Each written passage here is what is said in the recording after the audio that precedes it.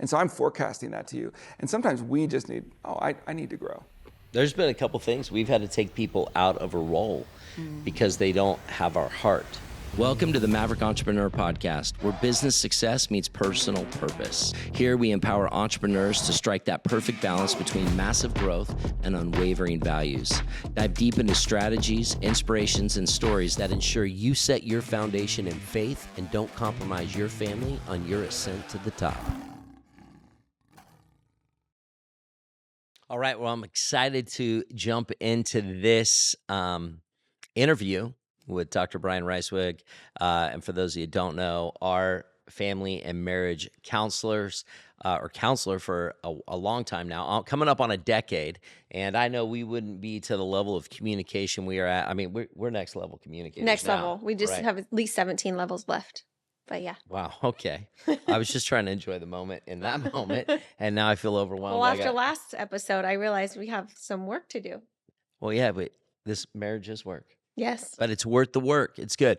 But in this episode, because here's the thing, we've owned events companies together. Yes. Obviously I'm a chiropractor. You help me manage that whole office with 10 plus employees.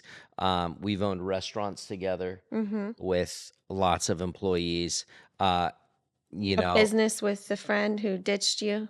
Yeah, well, I'm not bringing up that one. That was just like I like to delete the negative ones. Yeah. I don't want to talk about people that left me and tried to hose me and then blame, it's like, but you know who you are. I'm just joking.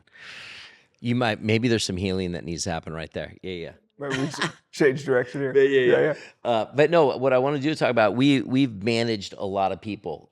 I've burned through a lot of PAs. And you know what's sad? You'd think I feel bad about it, but I don't. It's like I have a certain level, and I maybe I'm wrong, but I feel like I kept lowering the bar. And they have been some amazing people, and I wasn't hiring to fit what I needed. So there's a lot of learning in that for me. But with employees, as entrepreneurs, as married couples, there's a dynamic when you have employees that we got to be able to lead, communicate, and how can we be better? And I hope this is good for everybody out there. Marriage is one thing, but in business, that's like another marriage, especially as entrepreneurs. It's like you got to navigate, especially if you have employees. And I feel like we just touched base on how to better part one, how to better communicate as married couples, get through the sticky points, not get stuck at a base camp, not go to scarcity, not go to playing small, but how to be on the same team, how to get back on the same team. I mean, we touched on so many great things, but in business, I want us to be on the same page with business, but how do we communicate to employees, especially in the world today, and be more effective leaders? How can we stay healthy in the workplace, still not want to quit and throw in the towel of being an entrepreneur, and scale instead of having the thought, I don't want to scale because I don't want more headaches, and you associate headaches with employees? Is that too broad, or can we pick that up, or are you picking up what I'm putting down? No, I definitely understand. Like going through the last 6 months, maybe where we've been growing our practice, and just getting to work with other leaders who have to have these hard conversations, and like you're alluding to, in a culture that increasingly equalizes. Like, if I feel offended, misunderstood, hurt, angry, that means something bad happened. And when we equate those two things, it really prohibits honest communication. And so the more the culture advances this idea that if you're offended, something wrong happened to you, it becomes a thing that we have to increasingly deal with in like our company communities, right? Like in our employees and manager level, is how do you respond to the person who kind of feels like the snowflake? How do you respond to the person who feels like you can't be honest with them? Some of the best advice I've ever heard, maybe at your goal setting seminar this past year, and I've heard you say it before, is hire slow and fire fast. And what you realize when you're talking about growing your team, because there's such a level of interdependence when it comes to like a company, right? Yeah. Is that you want to shake the tree really hard in the beginning. You want to Another friend of mine, he's been a friend, he's been a client, he's been somebody I've consulted with when I made decisions before. He's been in the C-level leadership at companies like Pfizer, big companies. corporations. And he'd say, anytime you're investigating a business relationship, you want to try and wreck the relationship before it starts. You want to have those hard conversations early. So good. So that if they can't tolerate honesty and assertive communication, you want to find that out before you're depending on them. Or if you find it out in the first couple of months, he's like, man, this might not be the place. I've never heard that. Yeah. I've never heard that. People are always going in trying to win that relationship first. Right. That is brilliant. Yeah. I'm going to chew on that for a long time. Is that we want to... You already do that. I think you do that already. You do. Yeah, that's I think a gift I do that it you have. subconsciously, but I've never heard it packaged like that, the why. And that is so smart. Thank you. So I think it's a real gift that we can give employees and coworkers in our communities when we can say, I'm actually going to be really assertive here. I'm going to be really honest. I remember I was listening to another guy tell me about sitting down with this.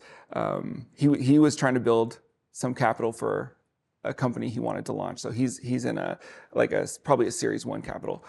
And he's sitting down with this billionaire, and the billionaire listens to his whole presentation, and then really calmly, warmly, lovingly, he says, I'm not going to invest in your company. It's the first words out of his mouth.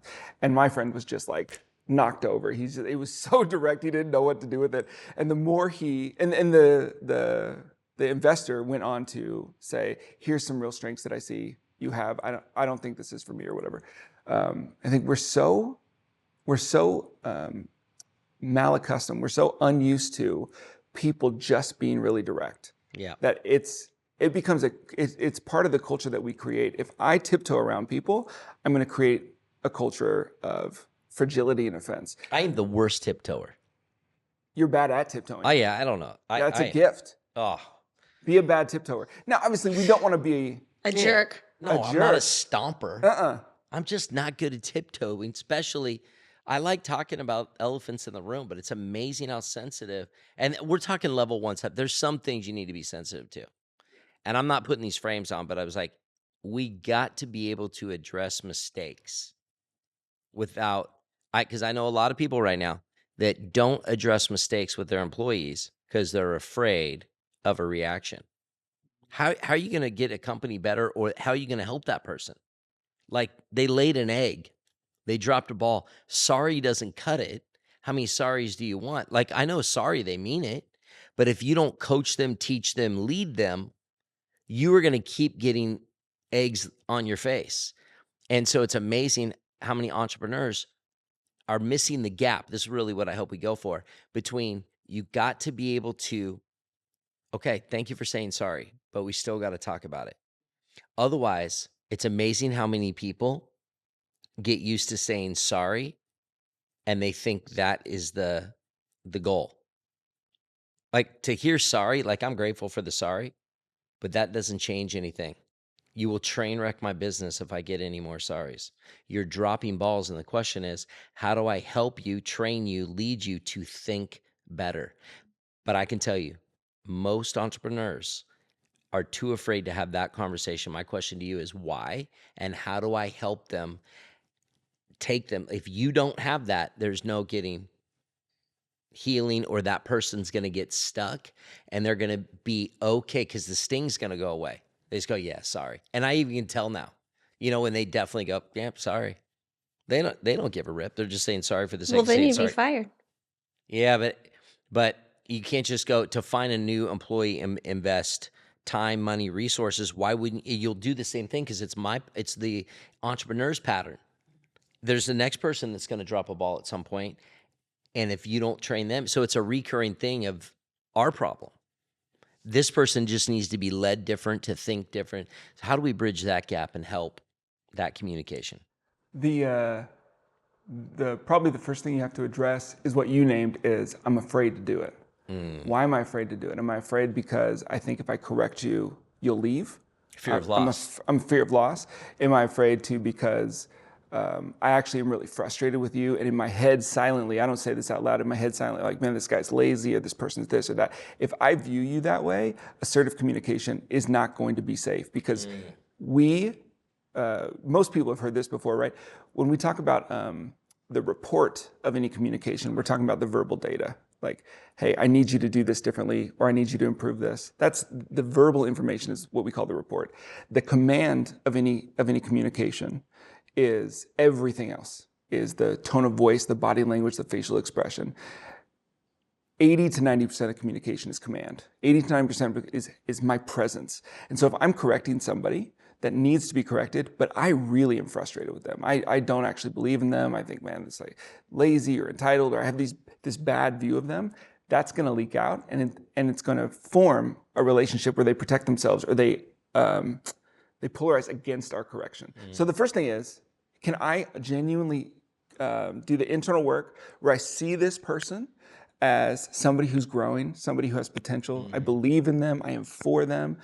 Something that you guys have is such a profound gift is, I think you have a gift of, you're able to give very direct correction to people, and people feel really safe. Why? Because you guys are just such champions of people. You believe in them so much. Yeah, we do. I remember sitting in one of your trainings years ago, and you made a quote that's become like a household phrase at our home is, some will, some won't, who cares who's next?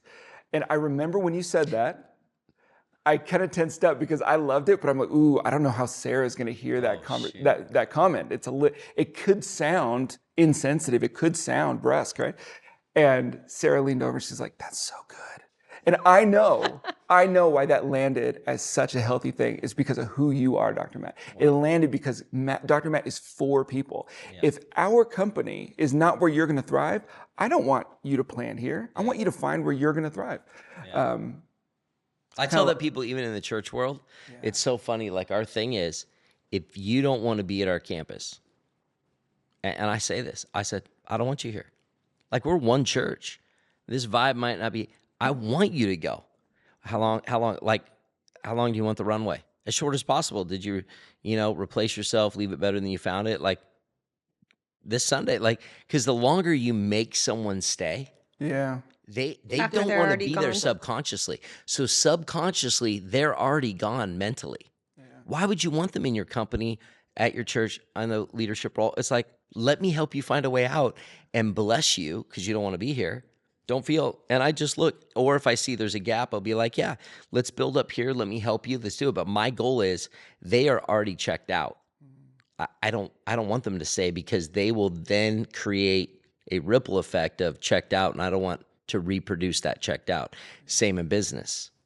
If someone's going to give me their notice, I would rather get them gone and then pay them for their 2 weeks to honor it, unless I need them. And then what I'm going to do is I'm going to massage and manage them on their way out. But to have someone on that already says I'm out, don't let the door hit you where the good Lord split you. It's like, right.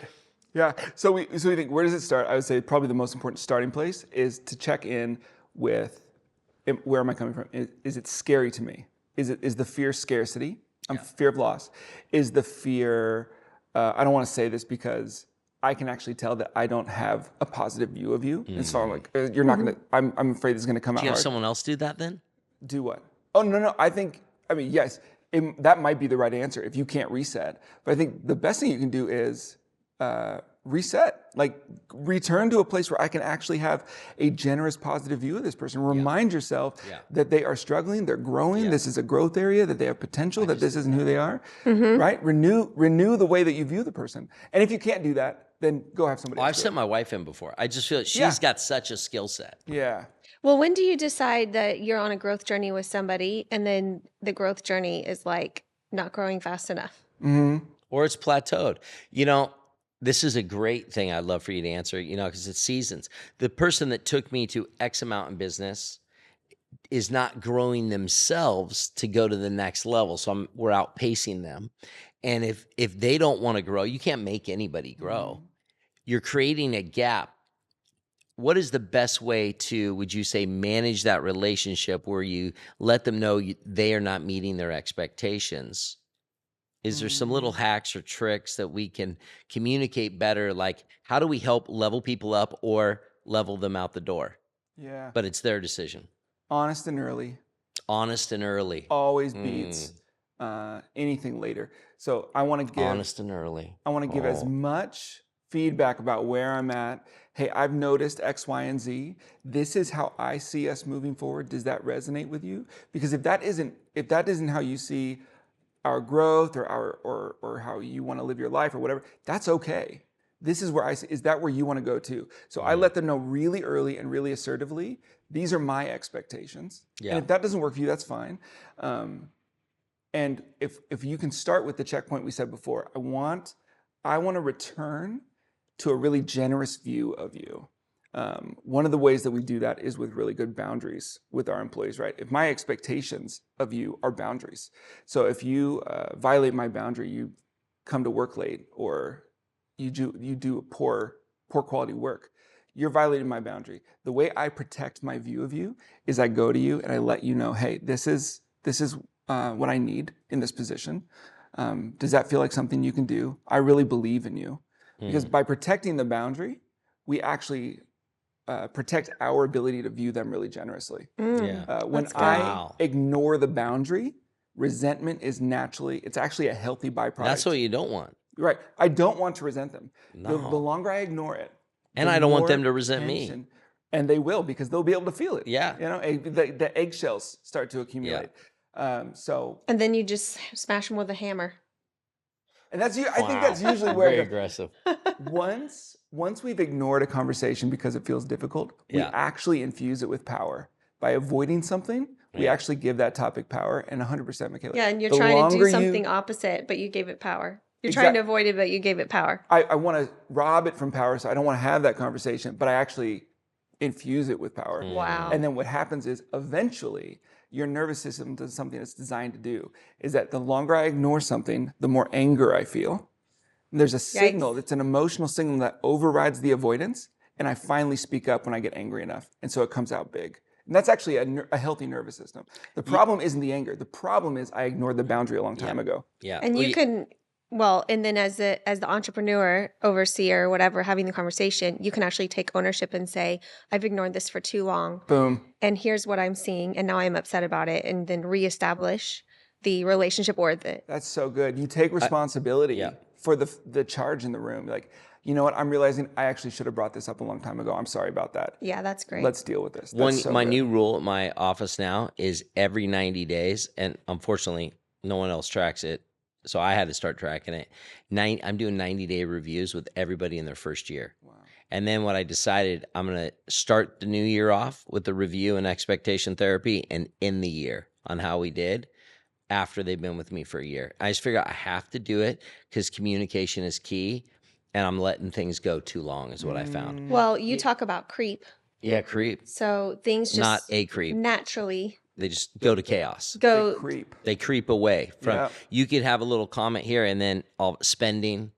Next thing you know, I have 12 subscriptions. 6 months ago I had one. It's just adding on, nickel and diming. So that creep of going towards chaos, that's where people get in trouble financially. They just one Starbucks a week, then it goes, find out 6 months later, it's like Starbucks for 6 days a week now. You add that up and extrapolate it, that's a lot of money.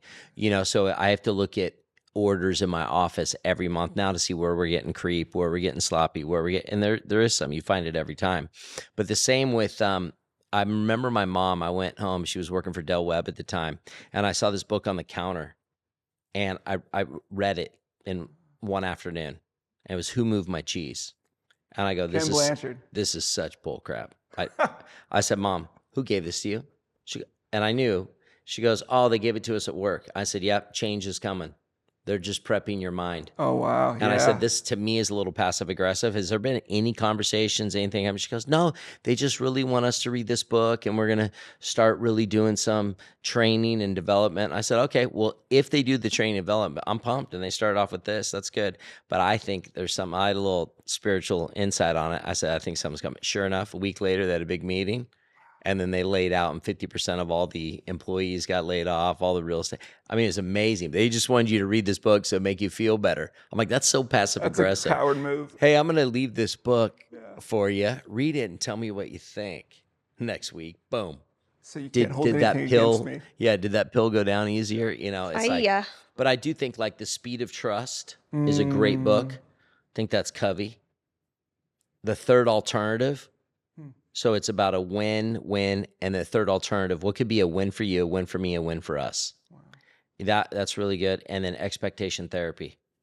Those three, talking about expectations up front, and then revisiting those expectations and just talking through expectation therapy is a brilliant book. But I think this sort of stuff is what entrepreneurs need to know, that they're not alone, that there is a communication skill set that can happen, and get some tools to be able to talk through it. You know, otherwise I've watched so many entrepreneurs that implode and then they make inner vows.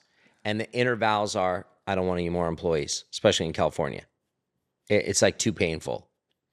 And so as we kind of bring this to a close, is there some things that, or tools or insights that you can give them to elicit some hope? Yeah, if we just kind of review the nuggets that have already come out, is we want to start with a generous view of the person. If I resent you, if I'm frustrated with you, I'm not going to communicate well. So reset your view. I want to view you with belief, and I want to believe in you and view you positively. If I've lost that, it's probably because I've lost boundaries with you. Boundaries keep us in our integrity. Our integrity gives us a generous view of the other person. We call those big boundaries, BIG. Boundaries keep us in our integrity, and that integrity allows me to view you with positivity and generosity. And then you want to communicate early and often. You want to keep it honest and early, right? You want to let them know, these are what I expect, like you're saying. Uncommunicated expectations, we call them in therapy, we call them future resentments, right? Uncommunicated expectations are just soil for fear and anxiety and disconnection. And communicating those in a way where I want to remind you that I believe in you when I give you the correction. Yeah. And for some employees, no, they've never had healthy correction before. So when you correct them, it's going to feel devastating. Give them a minute, because when they have the experience of, Brian, Dr. Matt, Mikala corrected me, and then the next day they were warm and close and believed in me, and we had connection. Man, I've never been in that space before. Give them a minute for them to feel. And when you say give them a minute, do you mean give them a real minute, or give them like what? Time, like give them days or weeks where they can feel, I can come to you and I can say, this didn't work. I need you to do that differently. I'm paying attention. I believe in you. And let them feel over time that you're still for them. You're still on their team. Good. You still believe in them. And now if that happens several times and there's like a constant angst, it's probably important to have a conversation where you That's very relational, because I get so driven in business or even in ministry. I got to reconnect that relational point. That's very good. I appreciate that, because I can get so driven. To me, it's like nothing. It's a conversation. But I could tell I'm just thinking it's a conversation, and they took it pretty hard. I have to stay in relational equity with them, because for me, I'm just moving on to the next thing, because I got a million things going on pastorally or in business. Crap's hitting the fan. That's very good. So to give them time, but I got to stay relationally connected. That's good. And let that, like you named it, let that build some trust equity with them. Not everybody's going to get on the train.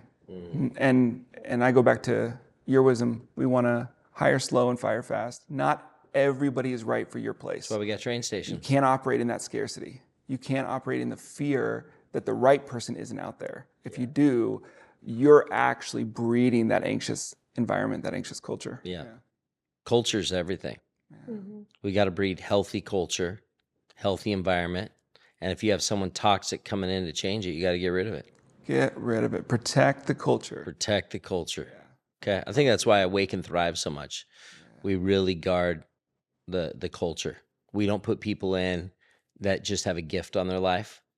I mean, we've had so many pastors come out, I got this gift, but they don't have our culture. We won't do it. We won't do it. I think the same is true in ministry as it is in business. We just have to look through that filter. If you're getting feedback left and right and everybody's like offended by you all the time, everybody gets their toes stepped on when you talk to them. Also, get around some good leaders. Like, we have this incredible community at Awaken where we can like see what really healthy leadership and correction looks like. Sometimes we need a model for us. Oh, I'm actually really harsh when I correct, or I'm expecting you to be defensive. And so I'm forecasting that to you. And sometimes we just need, I need to grow. There's been a couple things we've had to take people out of a role because they don't have our heart.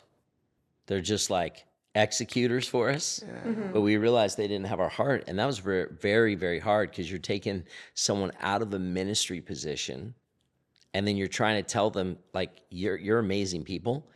We would just do it differently. And we've tried to explain that to you a couple times, and you're not picking up what we're putting down, so we're going to remove you because we care about people too much. So we then have to put people in that have our heart, us, that we know have our back and our heart, and then we can teach them how to do that role, which has been so fruitful. So we have so many people in the right roles because their heart is right, and they have our hearts, like how we would handle things, because we handle things very specifically. And I really believe that's why we're having so many flourishing teams. So it's like putting the right people that have the right echo, because we have Pastor Jurgen and Leanne's echo. And so that echo has that ripple effect. And I think, same and true in ministry as it is in the business world. Same thing. Make sure they have your echo. Yeah. That's gold, man. Any last nuggets you want to leave us with? If it's scary, the scary is yours to deal with. So if it's scary to confront somebody, you've got to deal with that. Say that again. That is such a good one. If it is scary to confront and to correct and to guide, it's because there's something about that feels scary to you, and the other person can't teach you to not be scared. You've got to believe that correction is loving, that correction is not against connection and relational equity, that correction is actually a part of building connection and trust, right? If I don't believe that and I'm operating in fear, the only person that can change that, it can't be another employee. It's going to be me. Yeah. I love it. Hey, what's your, where do we send people to? What's your website? What's your name of your clinic? How do people get in touch with you? They're going to buy your book when it comes out. When it comes out, Insta stock you. What is it? Right now we have cardinalpointtherapy.com is going to be going live really soon. And they can always reach us, me or my assistant, at Brian or Dana at cardinalpointtherapy.com. Cardinal? Cardinal. Cardinal Point. Cardinal like point. the bird. Cardinal like the point. Bird. It refers to the 4 points of the compass. Cardinal Point Therapy. And Brian Reiswig on Instagram. Yeah. Okay. Well, listen, you are a gift. I remember it's like I've done a lot of personal development. I love reading. 6 Pillars of Self-Esteem by Nathaniel Branden was a pivotal book for me, because it talked about journaling, talking about sentence completion, everything. And when I met you, you were the first man figure besides Nathaniel Branden that I felt like had this love for people and could see into them, but you want people to win.